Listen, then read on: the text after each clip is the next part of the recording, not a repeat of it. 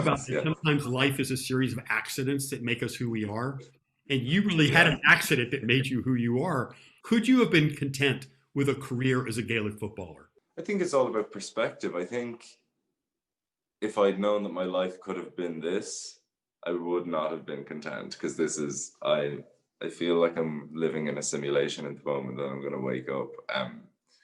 But yeah, I loved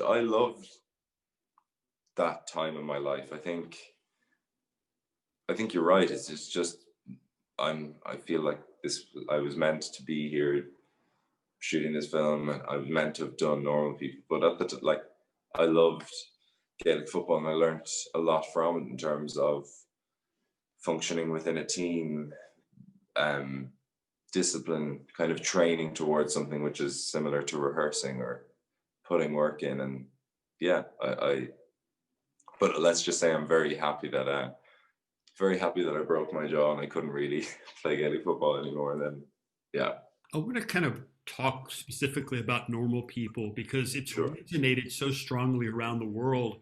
And for a lot of people, what they have attached to is both of these characters allowing themselves to be vulnerable. And we don't really Sure. see that a lot in a truthful way. I think it's one of those things you're seeing in the world of television a lot now.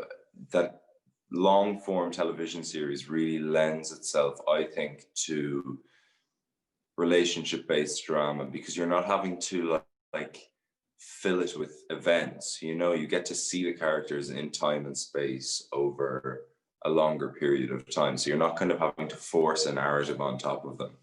And I think that's kind of maybe what an audience sees as vulnerable. The truth of it is that they actually get to sit into the scenes with the characters, and it's not about absorbing narrative information. It's about kind of sitting back and going, "Ooh, what's happening between these two people?" Because it's not about what they're going to do, what they've done. It's about the words that they're speaking to each other or the lack thereof, particularly I think with Connell. But I think that is a major um that's a major factor in terms of that. And also when you have great directors and a great script, it helps. He also, for whatever reason, has kind of redefined masculinity. People thought that a man is supposed to follow this trajectory, and yet we watch Connell and we see that he can be a combination of so many different things. Sure, yeah. I think again that's what I feel good writing should be like. And we should never feel I think with good characters you should never really feel like you have them tapped, like you know exactly what they're going to do, how they're going to respond.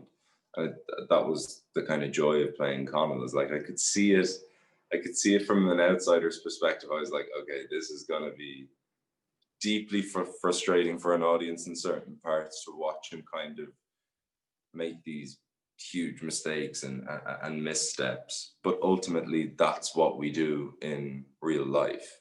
We navigate the good with the bad.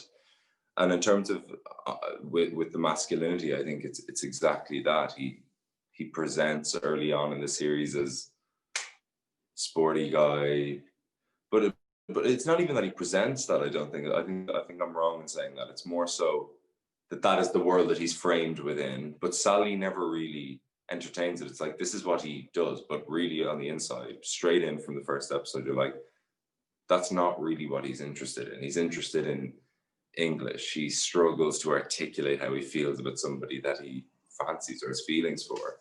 And I think that's a way more interesting thing to play than somebody who's just like running around playing football, being a bit nasty all the time. I think there's just more colors in that kind of portrayal of masculinity, I think.